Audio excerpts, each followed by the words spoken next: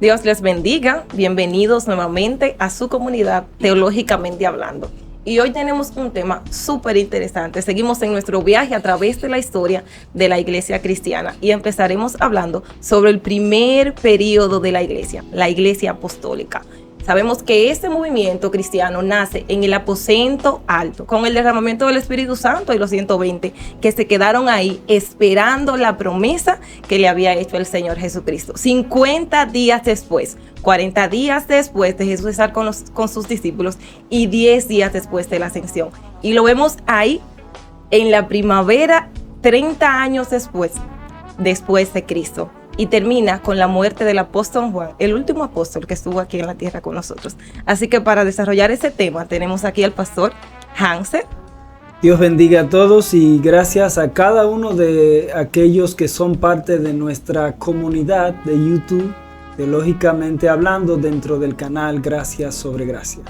Realmente estamos contentos y emocionados con este viaje en el tiempo que hemos iniciado. Y como bien decías, un periodo bastante interesante y nos gustaría que cada uno de los integrantes de nuestra comunidad de YouTube nos pueda escribir qué piensa acerca de este contenido que estamos haciendo sobre la historia de la iglesia. ¿Qué puntos consideras que son los más relevantes en torno al primer periodo apostólico, conocido como el periodo apostólico en la historia de la iglesia cristiana? Giancarlos, iniciamos un viaje hoy, un recorrido dentro de la historia. Iniciamos realmente con lo que es la historia de la iglesia y vamos a ver exactamente qué ocurrió en el tiempo del derramamiento del Espíritu Santo. Podemos iniciar, pastor. ¿Qué pasó o qué ocurrió exactamente cuando vino el día del Pentecostés? Para muchos el derramamiento del Espíritu Santo en el Pentecostés, muchos historiadores consideran que el derramamiento del Espíritu Santo el día de Pentecostés marca la inauguración de lo que sería la iglesia cristiana a lo largo del curso de la historia. Y por esto muchos historiadores como Hurber, por ejemplo, notan o toman el derramamiento del Espíritu Santo como el emblema que marca el inicio de la historia de la iglesia como tal. Recuerden que antes de Cristo no había una iglesia cristiana, había un pueblo de Dios, Israel escogido por Dios.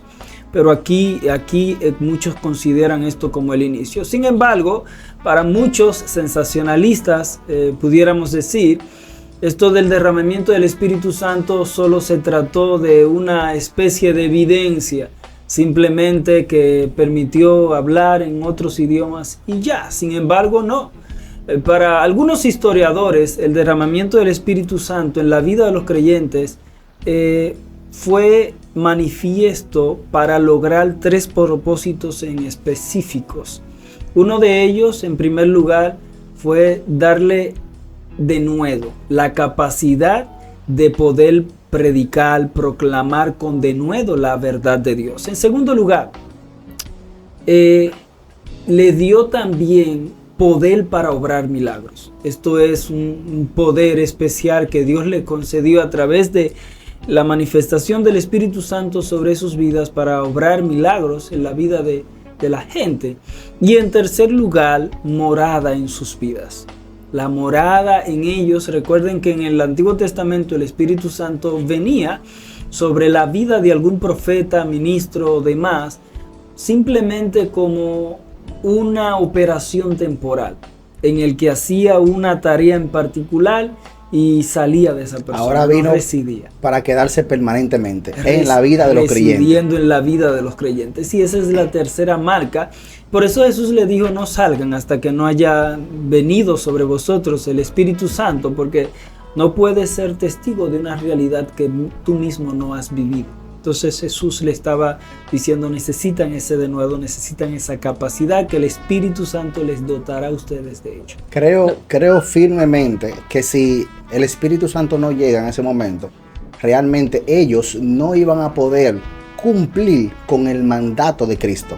Porque fue lo que lo capacitó completamente, aún en los momentos difíciles que vamos a ver en este periodo de la historia de la iglesia, en otros escenarios.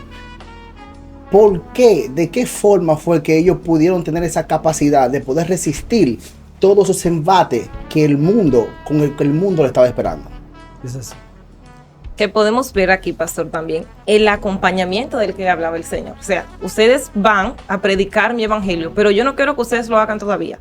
Esperen, porque aunque yo me vaya, yo les voy a enviar el Espíritu Santo, porque ustedes necesitan tener peso para su predicación. O sea, ustedes necesitan ir a predicar y no ir solo, ir acompañados. Ustedes no solamente van a tener la palabra que yo les he enseñado, no, ni lo que ustedes puedan decir acerca de mí. Ustedes necesitan un acompañamiento del Espíritu Santo que dé testimonio de que ustedes están hablando palabra de mí. De hecho, Stanley Horton, en su libro Hechos de los Apóstoles, él dice que este libro de Hechos, más que Hechos de los Apóstoles, debió llamarse Hechos del Espíritu Santo. Porque el protagonista en el libro de Hechos es el Espíritu Santo. El Espíritu Santo es quien capacita a los apóstoles, es quien mantiene la unidad de la iglesia, es el obrador de milagros, es el que logra la expansión de la iglesia, es el que llama al ministerio. El Espíritu Santo fue fundamental en el arranque, en el inicio de la iglesia, y pienso que ha sido fundamental aún en nuestros días en el sostenimiento y la preservación de la iglesia de Jesucristo. Amén. Podemos también hablar un poco con relación a lo que fue el primer mártir, Esteban, y cómo Esteban hablaba con denuedo la palabra de Dios y era uno también de los apóstoles. ¿Qué te lo puede decir con relación a Esteban? Bueno, tres cosas. Y en primer lugar, Esteban no era apóstol. Recuerden que la iglesia del primer siglo desarrolló sus males. Nosotros quisiéramos estar en una iglesia perfecta, pero mientras no tengamos una iglesia llena de personas perfectas, no tendremos una iglesia perfecta. Y claro, hay males que pueden desarrollarse dentro de una iglesia que son innegociables, pero no existe una iglesia perfecta. La iglesia del primer siglo empezó a desarrollar sus males. Por ejemplo, la viuda de los griegos eran desatendidas. Esto eran esposas de creyentes que eran judíos, pero que se llamaban helenistas porque habían adoptado una cultura helenista, habían nacido fuera de Jerusalén y despectivamente le llamaban griegos. Pues las esposas de estas mujeres, los esposos o las esposas de estos hombres, eran desatendidas, no les repartían con equidad las provisiones de la iglesia. Entonces esos fueron uno de los males que se desarrollaron dentro de la iglesia, y por eso los apóstoles dijeron: no podemos descuidar la predicación de la palabra. Esto es lo fundamental, esto es lo vital en el desarrollo de la vida espiritual de la iglesia. Así que escojan de entre ustedes hombres varones llenos de sabiduría, llenos del Espíritu Santo, de buen testimonio, que dirijan, que guíen la vida de la iglesia en cuanto a la administración de las mesas, esto es del servicio. Y Esteban fue uno de ellos. Pero vimos entonces que Esteban salió a la predicación y a la propagación del evangelio. La iglesia estaba muy cómoda. La iglesia había desarrollado otros males como la avaricia, Ananías y Zafira. Nadie estaba obligado a vender sus recursos para ponerlo a los pies de los apóstoles. Era algo voluntario. Pero ellos querían, en primer lugar, resaltar entre los creyentes de la iglesia. No querían quedarse atrás en la competencia de darlo todo. Pero esos fueron males que se desarrollaron. Pero el tercer mal es la falta de celo misionero.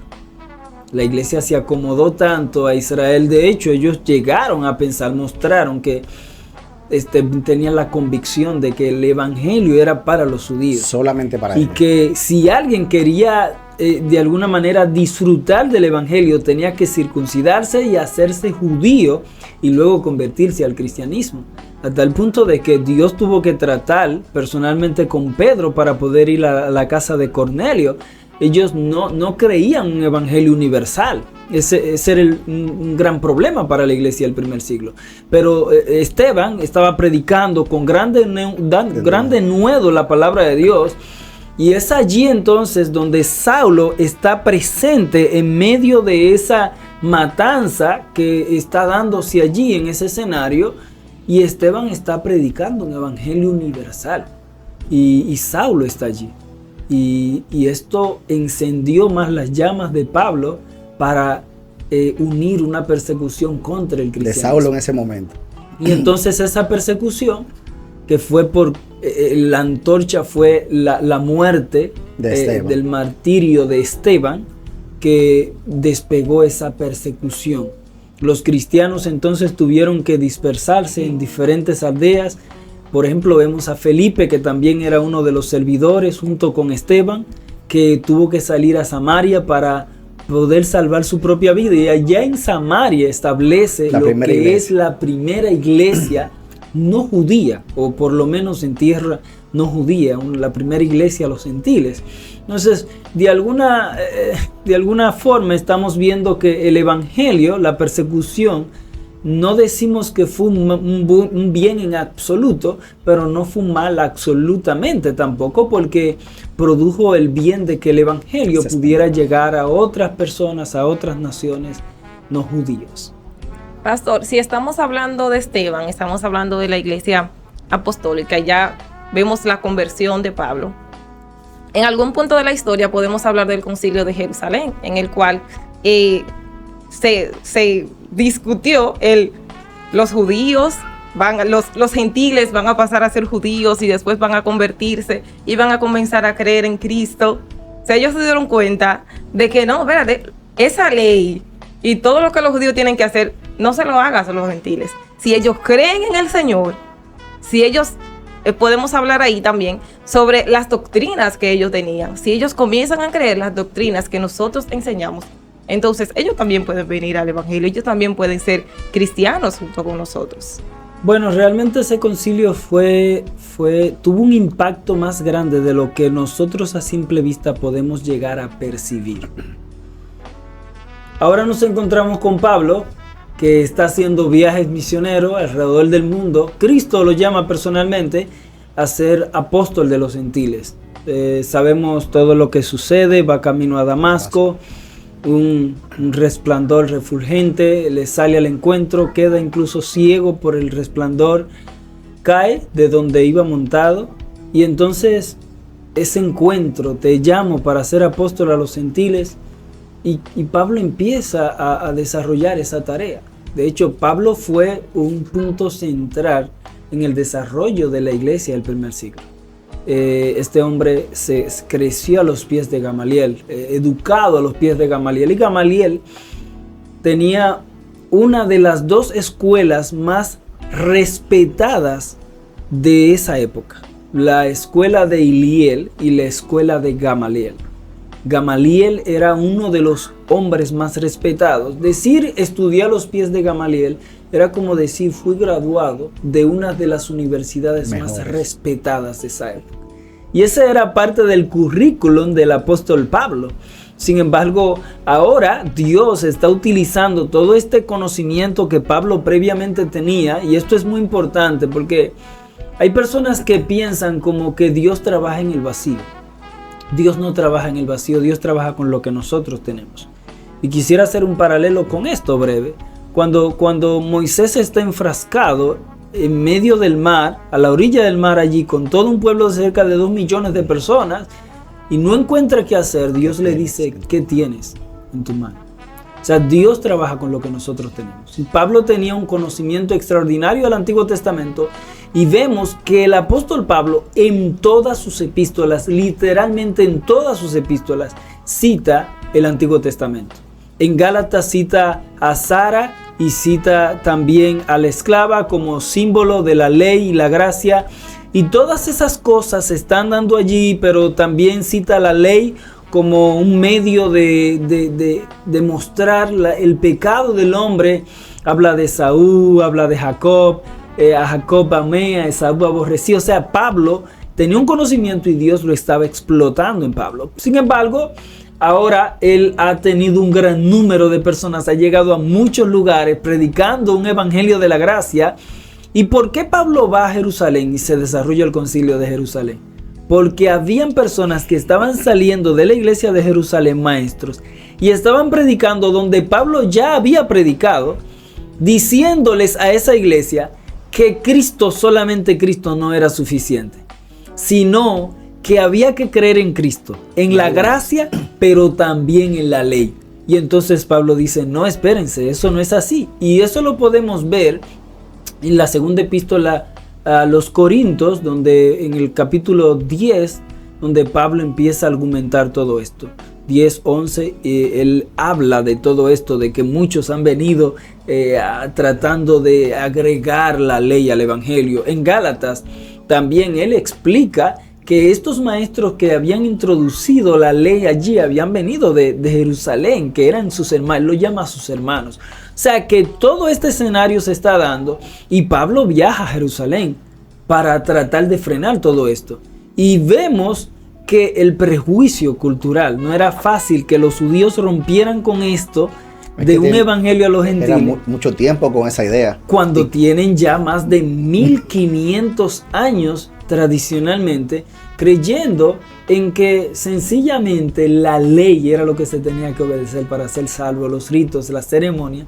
Y Pablo llega ya a Jerusalén y se desarrolla el concilio de Jerusalén con personas como Pedro y Jacobo, el hermano del Señor Jesús, como líderes preeminentes de la iglesia, discutiendo el tema. Discutieron tanto el tema que la iglesia estaba allí presente, incluso dice la Biblia, y ellos, la situación se deliberó tanto que concluyeron en que está bien, para llevar la fiesta en paz. No ponerle carga. Sí, para llevar la fiesta en paz.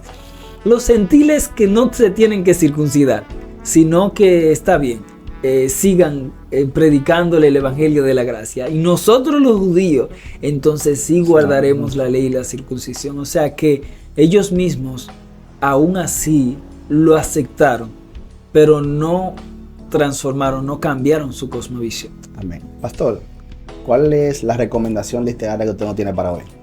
Bueno, respecto a la recomendación literaria y pensando precisamente en algún contenido que alguien de nuestra comunidad desee tener, que pueda ser fructífero, beneficioso para su propia vida, su crecimiento espiritual y el crecimiento del conocimiento de estos temas acerca de la historia de la iglesia, les recomendamos el libro Historia de la Iglesia Cristiana, escrito por Jesse Lehman, publicado por la editorial Vida. Este es un libro que resume prácticamente todos los períodos de la historia de la iglesia, iniciando desde la iglesia apostólica, puesto que se desarrolla dentro del escenario donde vivían la mayoría o todos los apóstoles, y concluye con el período de la edad moderna, donde varios concilios y movimientos post-reformadores salen por el mundo haciendo misiones y estableciendo iglesias post-reformadas. Así que les insto a que puedan adquirir este libro y ser edificados, instruidos y equipados a través de esta excelente literatura. Amén. Pastor, hemos hablado un poco sobre este derramamiento del Espíritu Santo y cómo los apóstoles, los 120 que estaban ahí, pudieron predicar la palabra del Señor con denuedo, y entre uno de ellos está Pedro.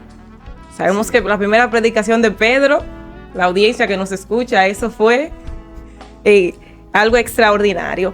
Y si hablamos de las prédicas de Pedro, de cómo Pedro hablaba acerca del Evangelio de Cristo, podemos sacar y hablar sobre 3 doctrinas que estaban ahí dentro de las prédicas de Pedro. Así que la primera era: Jesús es el Mesías. El que tanto habíamos esperado es Jesús. ¿Qué usted no puede decir con respecto a esto? Yo creo que... Sí. No podemos saltar el primer periodo de la historia de la iglesia sin hablar de estas 3 doctrinas. Pienso que estas 3 doctrinas que en primer lugar expuso Pedro, pero que si nosotros vamos a lo largo de todo el libro de Hechos, por poner un ejemplo de algún libro, vemos que esta doctrina era una especie de fundamento sólido en el que se sostenía todas las demás predicaciones. Y pienso que debemos vernos en ese espejo y volver a ese tipo de predicación cristocéntrica. Y en este sentido, Pedro expone la doctrina de la manifestación de Cristo como Mesías. Como el Mesías.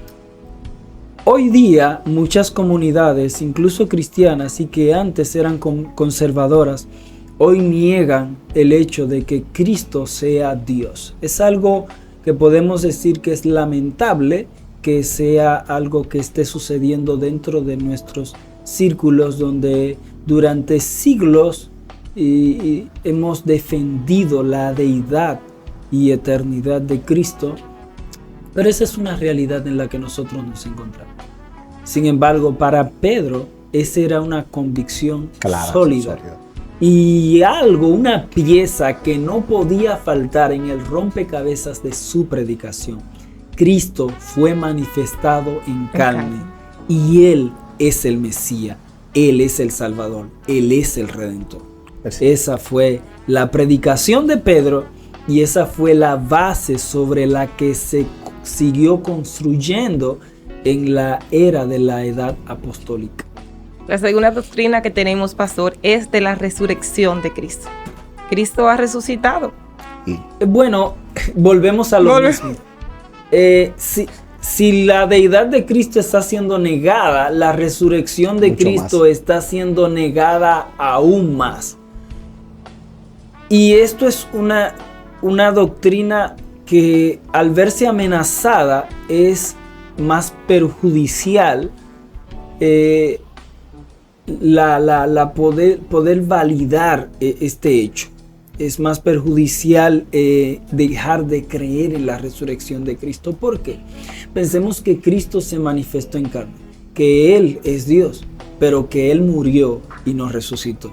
El apóstol Pablo lo explica de la siguiente manera: si Él no resucitó, vana es nuestra predicación. Si Él nos resucitó, vana es nuestra fe. Y si Él nos resucitó, somos los más dignos de que nos tengan conmiseración, nos tengan lástima. Pero Él concluye diciendo: pero lastimosamente para algunos, lo triste para muchos es que Él resucitó. Y la tercera sería: y tendrán que verse con Él frente a frente y cara a cara. Y por eso esta doctrina son vitales en la vida de la iglesia, y si la iglesia quiere seguir sosteniéndose sobre una base sólida, debemos seguir proclamando que Cristo es Dios y que Él es el Mesías, Él es el Salvador único, y que Él, aunque Él murió, Él también resucitó. Y en tercer lugar, pastor, tenemos que Él vuelve. El retorno de Cristo a la tierra. Él regresará. Bueno, esta es una doctrina en la que debemos de tener fe, porque Él no ha regresado. Y no ha regresado en los últimos 2000 años. Pero debemos vivir con la fe y la convicción de que Él regresará. Pienso que si algo ha lastimado la fe de la iglesia, es esa capacidad de esperar, con la convicción de que puede ser hoy. Los apóstoles del primer siglo creían que Cristo venía en su época y vivían de esa forma. De hecho, los apóstoles de la iglesia de Hechos, vemos que ellos vendieron todo lo que tenían, porque ellos estaban convencidos de que ya Cristo venía, y estaban tan convencidos de que Cristo venía que ¿para qué seguir acumulando bienes en este mundo? Realmente ese fue un gran error administrativo. No fueron buenos administrando finanzas. Pero esto nos da un mensaje, y es la convicción con la que ellos vivían de que Cristo venía ya, ahora, en este momento, right now, como dirían algunos. Y el apóstol Pablo dijo: los que han muerto, ellos resucitarán, y luego nosotros, lo que habremos quedado, seremos arrebatados juntamente con ellos. O sea, el apóstol Pablo entendía que Cristo vendría antes de él morir, porque Cristo iba a venir y que los muertos iban a resucitar y que Él se iba a encontrar con aquellos y que sería también arrebatado. Nosotros como iglesia debemos vivir cada día con la convicción de: si Cristo viniera hoy, Él estaría agradado con la forma en que yo estoy viviendo mi vida. Y no solamente esto, si Cristo viniera mañana, ¿me siento honrado con la forma en que yo estoy viviendo hoy mi vida cristiana? Pienso que es algo que ahí es que tenemos que vivir, como usted dijo en una ocasión, viviendo frente al rostro de Dios. Sí, viviendo corandeo. Bueno, frente al rostro de Dios. Ese es un punto, eso es una convicción con la que vivían los reformadores, de que cada cosa que hacían, Dios estaba frente al rostro de ellos viendo lo que hacían. Pienso que sí, que es una buena ilustración de la forma en que nosotros debemos pensar y vivir la vida cristiana. Pastor, dentro del periodo de la Iglesia Apostólica, vemos que del año 68 después de Cristo hasta el año 100, hubo la edad sombría. O sea, no tenemos muchos datos acerca de todo esto, de esta parte, pero queremos escuchar algo sobre eso. Bueno, aunque no se tiene mucha información, las informaciones que se tienen son desastrosas. Porque aún la persecución que hubo en el periodo, la época del año 50 o aún el 35 o 40 después de Cristo, donde tenemos la persecución focalizada de la iglesia, la persecución de Saulo fue una persecución local en Judea. Pero por eso las personas perseguidas emigraron a otras regiones que no pertenecían a Judea. Entonces, prácticamente los cristianos simplemente no estaban seguros en Judea, pero pudieron salir a otros lugares ya. Ahora, nos encontramos con la maravilla de que Pablo ha llevado el evangelio a muchas regiones.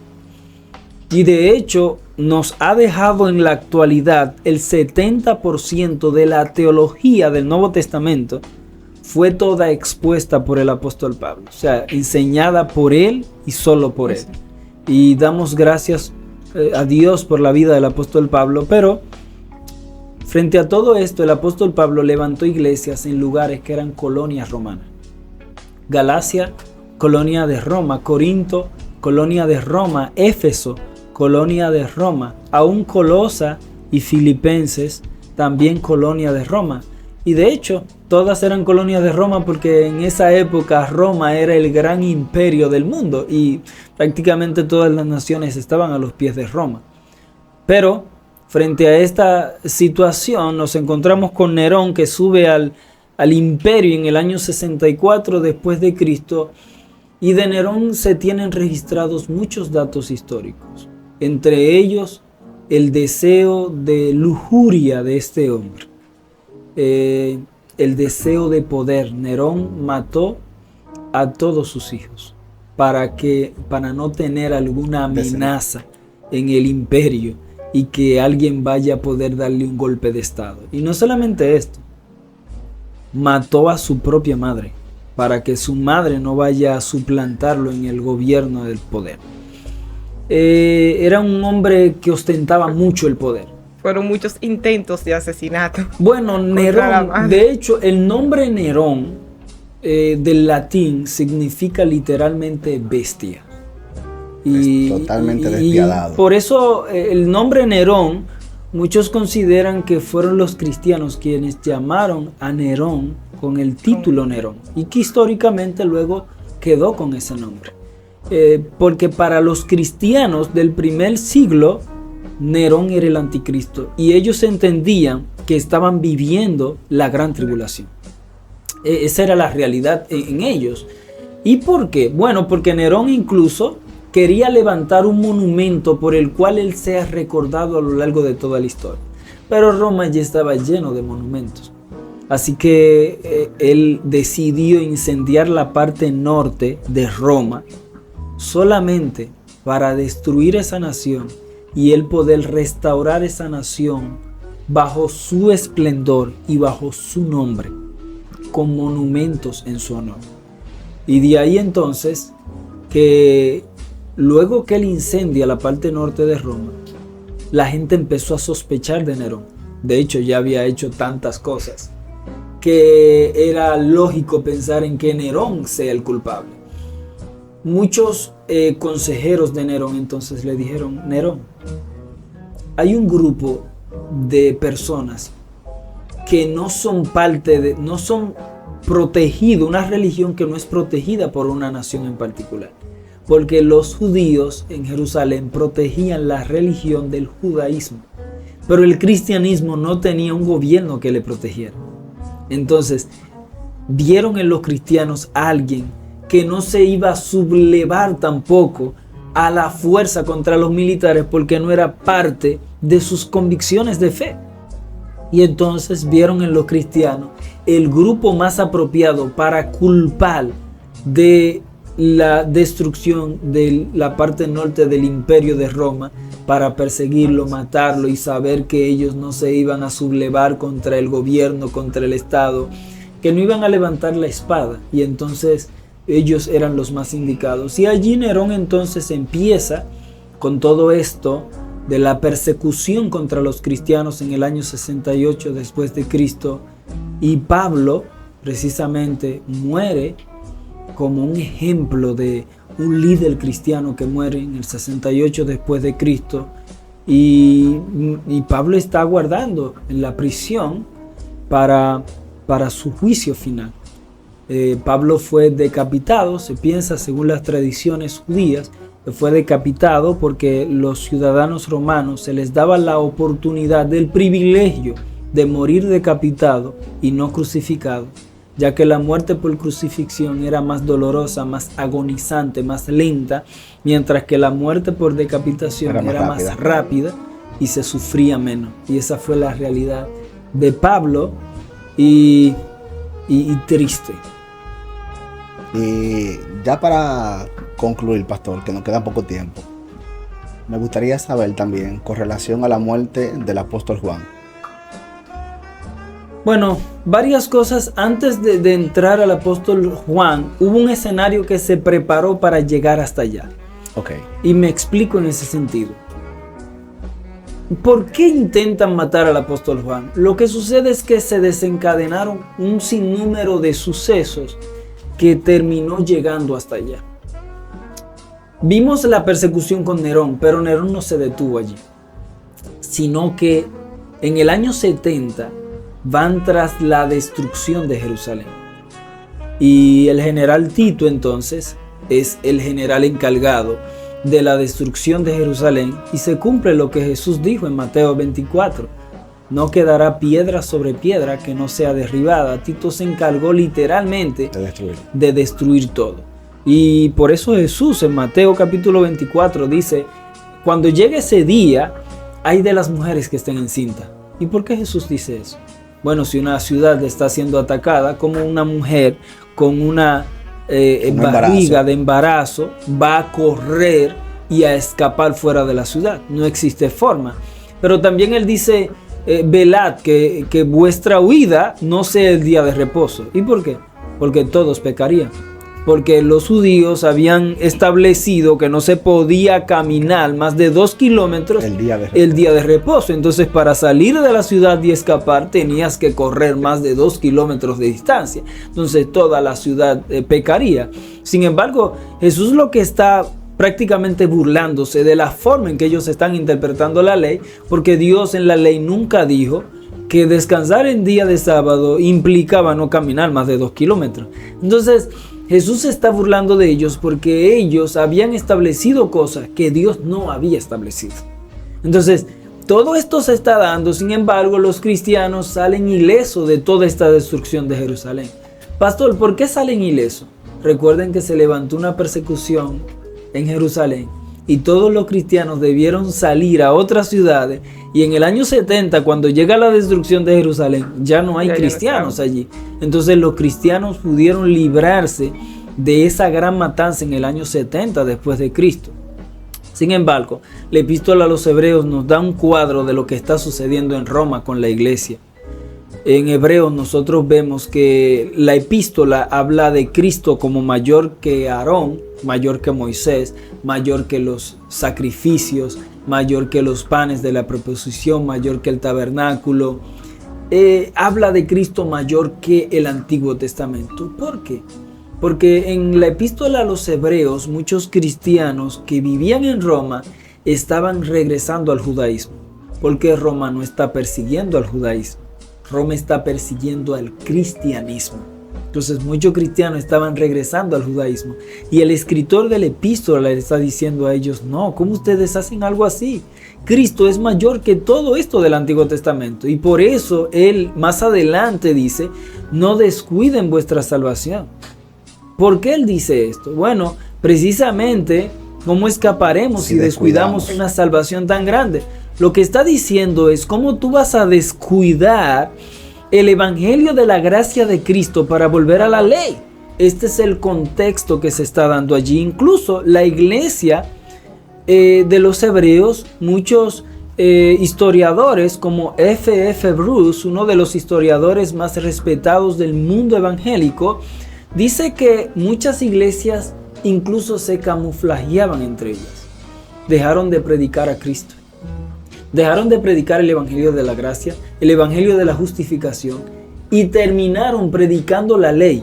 Cuando los soldados romanos iban a esa iglesia, entonces no se encontraban con un mensaje cristocéntrico, sino con un mensaje muy similar al mensaje judío de la ley, del Pentateuco, del Antiguo Testamento. Y entonces no los mataban. Pablo le está diciendo, no, ¿cómo ustedes cambian la predicación del evangelio? ¿Cómo tratan de camuflajearse? ¿Cómo descuidan una salvación tan grande? Entonces, esto es importante, que cada uno de nosotros estemos conscientes de la realidad que significa cada texto dentro de su contexto. Ahora, dentro de todo ese cuadro, andan buscando a los apóstoles para matarlo y por eso la mayoría de los apóstoles mueren dentro de este periodo. ¿Por qué?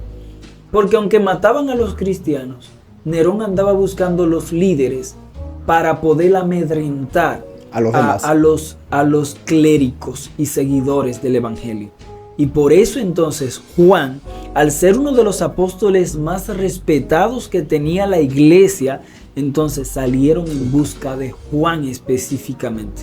Nerón era cruel, de un corazón frío. Sin embargo, Nerón no logra conseguir a Juan. Nerón muere y lo sucede a alguien llamado Diocleciano. Diocleciano gobierna entre el año 90 al año 100 después de Cristo. Y Diocleciano entonces fue más feroz, más despiadado que Nerón, porque se estima que Nerón mató cerca de 70,000 cristianos. Pero Diocleciano se estima que martirizó más de 100,000 cristianos. O sea que Diocleciano fue mucho más feroz y tenaz, cruel. Y por eso Juan trata de martirizarlo, de matarlo, echándolo en una olla de aceite en ebullición, pero el aceite se enfría según los datos que tenemos de la tradición judía y entonces lo envían a Patmos, porque en Patmos era una isla desierta y para poder salir de Patmos esto era algo imposible porque tenías que regresar en barco, no podías nadar de un lado de mar hasta otro lado de mar. Sin embargo, misteriosamente Juan logra salir de Patmos. Aún los historiadores no saben cómo él lo logró porque era algo imposible. Los barcos que iban eran barcos militares que llevaban presos. Y los presos morían allí de hambre y demás porque no era una cárcel donde le llevaban comidas, alimento y esas cosas a los presos. Sin embargo, este periodo marca su final precisamente con la muerte de Juan. Pero Juan no fue martirizado, porque al final del camino él murió de vejez. Amén. Le damos gracias a los que nos están viendo. Sigan este viaje en el tiempo con nosotros con relación a la historia de la iglesia. Te pedimos que comparta nuestro contenido.